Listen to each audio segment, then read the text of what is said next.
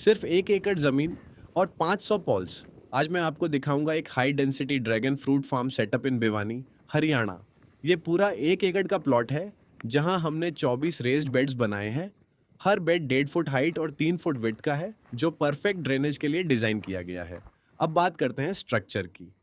हर रो में 21 पॉल्स हैं और हर पॉल के बीच 8 फीट का गैप रखा गया है।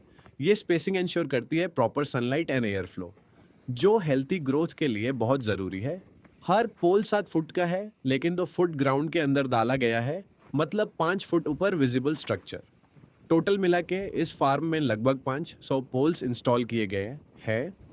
जब ये सारे प्लांट्स ग्रो करेंगे तो पूरा फार्म एक डेंस ग्रीन कैनोपी बन जाएगा। अगर आप भी ड्रैगन फ्रूट फार्मिंग स्टार्ट करना चाहते हो तो कमेंट करो स्टार्ट और वीडियो को लाइक और सब्सक्राइब ज़रूर करो।